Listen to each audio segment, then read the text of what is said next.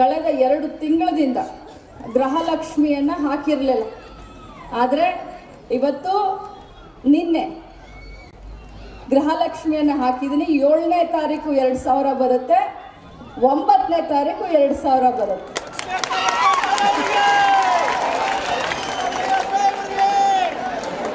ಮೊನ್ನೆ ನೋಡ್ರಿ, ಗೃಹಲಕ್ಷ್ಮಿ ಅಂದರೆ ಹೆಂಗೆ ನಮ್ಮ ಹೆಣ್ಮಕ್ಳು.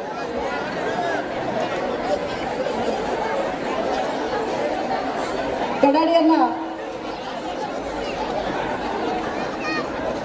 ಗೃಹಲಕ್ಷ್ಮಿಗೆ ಒಂದು ಕಳಕಳಿಯ ಕಾಳಜಿಯ ಸಂಬಂಧ ಇದೆ. ಮಹಿಳೆಯರು ಲಕ್ಷ್ಮಿ ಹೆಬ್ಬಾಳ್ಕರ್ ಏನಾದರೂ ಮಾತಾಡ್ತಾಳೆ, ಒಳ್ಳೆಯದೇ ಮಾತಾಡ್ತಾಳೆ, ಆದರೆ ಕೊನೆಗೆ ನಮ್ಮ ಗೃಹಲಕ್ಷ್ಮಿ ಯಾವಾಗ ಅಂತ ಎಲ್ಲರೂ ಕಾಯ್ತಾರೆ. ಮೊನ್ನೆ ಬಂಧುಗಳೇ, ಹಿರಿಯ ನಾಗರಿಕರ ದಿನಾಚರಣೆ ಒಂದು ಸಂದರ್ಭ. ಇದು ದೊಡ್ಡ ಸ್ಥಾನ ಅಲ್ಲ.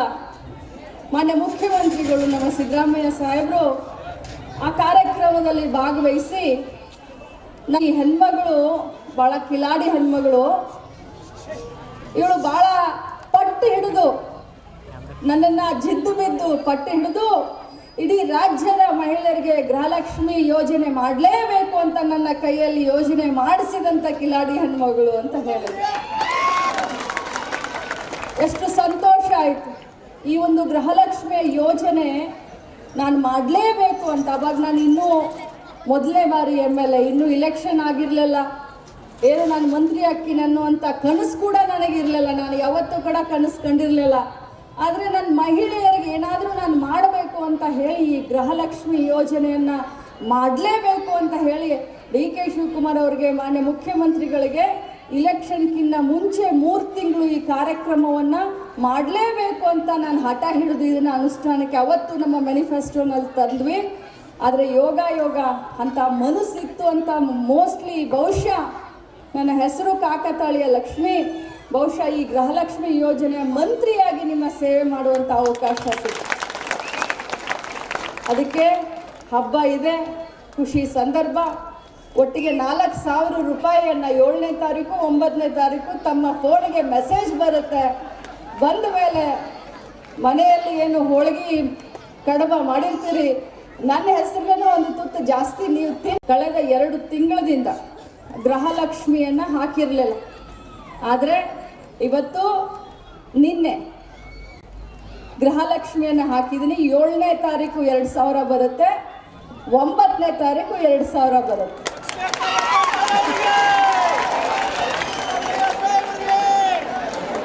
ಮೊನ್ನೆ ನೋಡ್ರಿ, ಗೃಹಲಕ್ಷ್ಮಿ ಅಂದರೆ ಹೆಂಗೆ ನಮ್ಮ ಹೆಣ್ಮಕ್ಳು.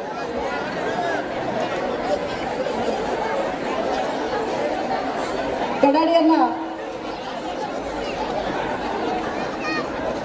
ಗೃಹಲಕ್ಷ್ಮಿಗೆ ಒಂದು ಕಳಕಳಿಯ ಕಾಳಜಿಯ ಸಂಬಂಧ ಇದೆ. ಮಹಿಳೆಯರು ಲಕ್ಷ್ಮಿ ಹೆಬ್ಬಾಳ್ಕರ್ ಏನಾದರೂ ಮಾತಾಡ್ತಾಳೆ, ಒಳ್ಳೆಯದೇ ಮಾತಾಡ್ತಾಳೆ, ಆದರೆ ಕೊನೆಗೆ ನಮ್ಮ ಗೃಹಲಕ್ಷ್ಮಿ ಯಾವಾಗ ಅಂತ ಎಲ್ಲರೂ ಕಾಯ್ತಾರೆ. ಮೊನ್ನೆ ಬಂಧುಗಳೇ, ಹಿರಿಯ ನಾಗರಿಕರ ದಿನಾಚರಣೆ ಒಂದು ಸಂದರ್ಭ. ಇದು ದೊಡ್ಡ ಸ್ಥಾನ ಅಲ್ಲ.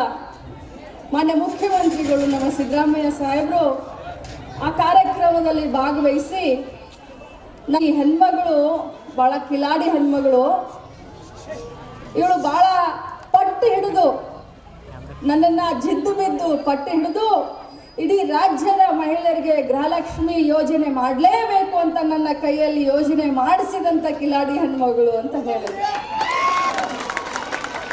ಎಷ್ಟು ಸಂತೋಷ ಆಯಿತು.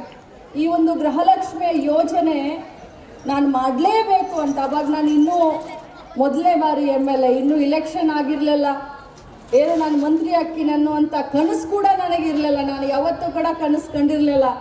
ಆದರೆ ನನ್ನ ಮಹಿಳೆಯರಿಗೆ ಏನಾದರೂ ನಾನು ಮಾಡಬೇಕು ಅಂತ ಹೇಳಿ ಈ ಗೃಹಲಕ್ಷ್ಮಿ ಯೋಜನೆಯನ್ನು ಮಾಡಲೇಬೇಕು ಅಂತ ಹೇಳಿ DK ಶಿವಕುಮಾರ್ ಅವರಿಗೆ, ಮಾನ್ಯ ಮುಖ್ಯಮಂತ್ರಿಗಳಿಗೆ ಇಲೆಕ್ಷನ್ಗಿಂತ ಮುಂಚೆ 3 ತಿಂಗಳು ಈ ಕಾರ್ಯಕ್ರಮವನ್ನು ಮಾಡಲೇಬೇಕು ಅಂತ ನಾನು ಹಠ ಹಿಡಿದು ಇದನ್ನು ಅನುಷ್ಠಾನಕ್ಕೆ ಅವತ್ತು ನಮ್ಮ ಮ್ಯಾನಿಫೆಸ್ಟೋನಲ್ಲಿ ತಂದ್ವಿ.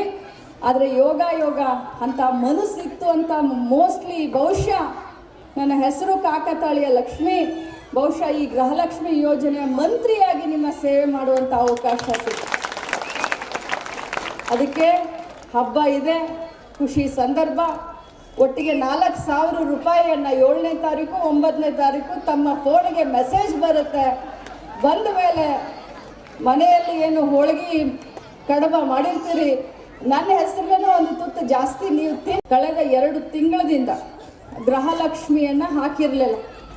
ಆದರೆ ಇವತ್ತು ನಿನ್ನೆ ಗೃಹಲಕ್ಷ್ಮಿಯನ್ನು ಹಾಕಿದ್ದೀನಿ. 7ನೇ ತಾರೀಕು 2,000 ಬರುತ್ತೆ, 9ನೇ ತಾರೀಕು 2,000 ಬರುತ್ತೆ.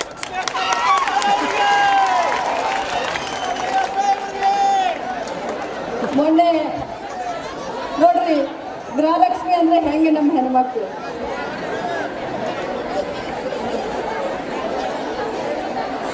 ಕಡಾಡಿಯನ್ನ ಗೃಹಲಕ್ಷ್ಮಿಗೆ ಒಂದು ಕಳಕಳಿಯ ಕಾಳಜಿಯ ಸಂಬಂಧ ಇದೆ. ಮಹಿಳೆಯರು ಲಕ್ಷ್ಮೀ ಹೆಬ್ಬಾಳ್ಕರ್ ಏನಾದರೂ ಮಾತಾಡ್ತಾಳೆ, ಒಳ್ಳೇದೇ ಮಾತಾಡ್ತಾಳೆ, ಆದರೆ ಕೊನೆಗೆ ನಮ್ಮ ಗೃಹಲಕ್ಷ್ಮಿ ಯಾವಾಗ ಅಂತ ಎಲ್ಲರೂ ಕಾಯ್ತಾರೆ. ಮೊನ್ನೆ ಬಂಧುಗಳೇ, ಹಿರಿಯ ನಾಗರಿಕರ ದಿನಾಚರಣೆ ಒಂದು ಸಂದರ್ಭ. ಇದು ದೊಡ್ಡ ಸ್ಥಾನ ಅಲ್ಲ. ಮಾನ್ಯ ಮುಖ್ಯಮಂತ್ರಿಗಳು ನಮ್ಮ ಸಿದ್ದರಾಮಯ್ಯ ಸಾಹೇಬರು ಆ ಕಾರ್ಯಕ್ರಮದಲ್ಲಿ ಭಾಗವಹಿಸಿ, ಈ ಹೆಣ್ಮಗಳು ಭಾಳ ಕಿಲಾಡಿ ಹೆಣ್ಮಗಳು, ಇವಳು ಭಾಳ ಪಟ್ಟು ಹಿಡಿದು ನನ್ನನ್ನು ಜಿದ್ದು ಬಿದ್ದು ಪಟ್ಟು ಹಿಡಿದು ಇಡೀ ರಾಜ್ಯದ ಮಹಿಳೆಯರಿಗೆ ಗೃಹಲಕ್ಷ್ಮಿ ಯೋಜನೆ ಮಾಡಲೇಬೇಕು ಅಂತ ನನ್ನ ಕೈಯಲ್ಲಿ ಯೋಜನೆ ಮಾಡಿಸಿದಂಥ ಕಿಲಾಡಿ ಹೆಣ್ಮಗಳು ಅಂತ ಹೇಳಿದ್ರು. ಎಷ್ಟು ಸಂತೋಷ ಆಯಿತು. ಈ ಒಂದು ಗೃಹಲಕ್ಷ್ಮಿಯ ಯೋಜನೆ ನಾನು ಮಾಡಲೇಬೇಕು ಅಂತ. ಅವಾಗ ನಾನು ಇನ್ನೂ ಮೊದಲನೇ ಬಾರಿ MLA, ಇನ್ನೂ ಇಲೆಕ್ಷನ್ ಆಗಿರಲಿಲ್ಲ. ಏನು ನಾನು ಮಂತ್ರಿ ಆಗ್ತೀನಿ ಅನ್ನುವಂಥ ಕನಸು ಕೂಡ ನನಗಿರಲಿಲ್ಲ. ನಾನು ಯಾವತ್ತೂ ಕೂಡ ಕನಸು ಕಂಡಿರಲಿಲ್ಲ. ಆದರೆ ನನ್ನ ಮಹಿಳೆಯರಿಗೆ ಏನಾದರೂ ನಾನು ಮಾಡಬೇಕು ಅಂತ ಹೇಳಿ ಈ ಗೃಹಲಕ್ಷ್ಮಿ ಯೋಜನೆಯನ್ನು ಮಾಡಲೇಬೇಕು ಅಂತ ಹೇಳಿ DK ಶಿವಕುಮಾರ್ ಅವರಿಗೆ, ಮಾನ್ಯ ಮುಖ್ಯಮಂತ್ರಿಗಳಿಗೆ ಇಲೆಕ್ಷನ್ಗಿನ್ನ ಮುಂಚೆ 3 ತಿಂಗಳು ಈ ಕಾರ್ಯಕ್ರಮವನ್ನು ಮಾಡಲೇಬೇಕು ಅಂತ ನಾನು ಹಠ ಹಿಡಿದು ಇದನ್ನು ಅನುಷ್ಠಾನಕ್ಕೆ ಅವತ್ತು ನಮ್ಮ ಮ್ಯಾನಿಫೆಸ್ಟೋನಲ್ಲಿ ತಂದ್ವಿ. ಆದರೆ ಯೋಗ ಅಂತ ಮನಸ್ಸಿತ್ತು ಅಂತ ಮೋಸ್ಟ್ಲಿ ಬಹುಶಃ ನನ್ನ ಹೆಸರು ಕಾಕತಾಳಿಯ ಲಕ್ಷ್ಮಿ, ಬಹುಶಃ ಈ ಗೃಹಲಕ್ಷ್ಮಿ ಯೋಜನೆಯ ಮಂತ್ರಿಯಾಗಿ ನಿಮ್ಮ ಸೇವೆ ಮಾಡುವಂಥ ಅವಕಾಶ ಸಿಕ್ತು. ಅದಕ್ಕೆ ಹಬ್ಬ ಇದೆ, ಖುಷಿ ಸಂದರ್ಭ. ಒಟ್ಟಿಗೆ 4,000 ರೂಪಾಯಿಯನ್ನು 7ನೇ ತಾರೀಕು 9ನೇ ತಾರೀಕು ತಮ್ಮ ಫೋನ್ಗೆ ಮೆಸೇಜ್ ಬರುತ್ತೆ. ಬಂದ ಮೇಲೆ ಮನೆಯಲ್ಲಿ ಏನು ಹೋಳಿಗೆ ಕಡಬ ಮಾಡಿರ್ತೀರಿ, ನನ್ನ ಹೆಸರಿನ ಒಂದು ತುತ್ತು ಜಾಸ್ತಿ ನೀವು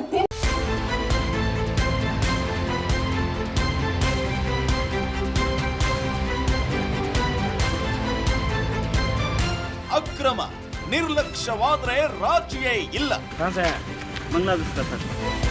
ವಾಲ್ಮೀಕಿ ಹಗರಣದ ಸುದ್ದಿ ಪ್ರಸಾರ ಮಾಡಿದ್ದು ನಾವೇ ಮೊದಲು. ನಮ್ಮ ಮೋಟಿವ್ ಅಚೀವ್ಡ್ ಅಂತ ಹೇಳಿರೋದು. ಐತಿಹಾಸಿಕ ಸಂದರ್ಭ.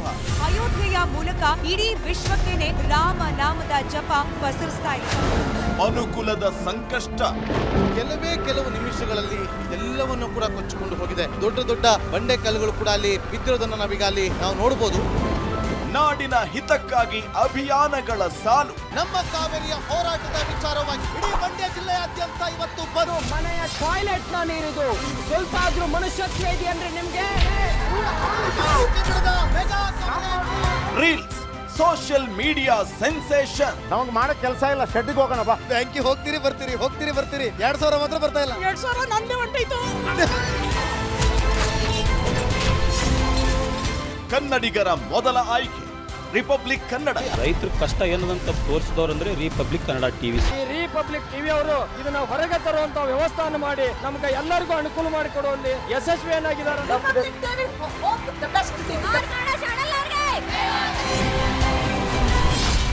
ರಿಪಬ್ಲಿಕ್ ಕನ್ನಡ, ಇದು ನಿಮ್ಮ ಧ್ವನಿ.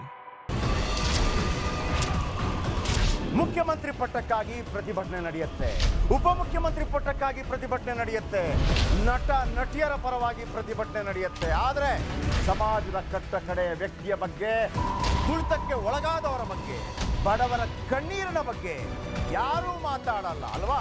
ಬಟ್ ಡೋಂಟ್ ವರಿ, ಇನ್ನು ಮುಂದೆ ನಾವು ಬರ್ತೀವಿ. ಅಂದಿನ ನಿಮ್ಮ ಬಿಗ್ 3 ಇನ್ನು ಮುಂದೆ ಸೂಪರ್ 3 ಪ್ರತಿದಿನ ಮಧ್ಯಾಹ್ನ 12 ಗಂಟೆಗೆ ರಿಪಬ್ಲಿಕ್ ಕನ್ನಡದಲ್ಲಿ ಸೂಪರ್ 3. ರಾಜಕೀಯದಲ್ಲಿ 1+1 ಯಾವಾಗ್ಲೂ ಎರಡೇ ಅಲ್ಲ. ರಾಜಕಾರಣಿಗಳ ಮಾತಿಗೆ ಅವ್ರು ಅಂದಷ್ಟೇ ಅರ್ಥ ಇರೋದೂ ಇಲ್ಲ. ವಿವಾದ, ವಿಮರ್ಶೆ, ವಿಶ್ಲೇಷಣೆ ಇಲ್ಲದೆ ರಾಜಕೀಯ ಕಂಪ್ಲೀಟ್ ಆಗಲ್ಲ.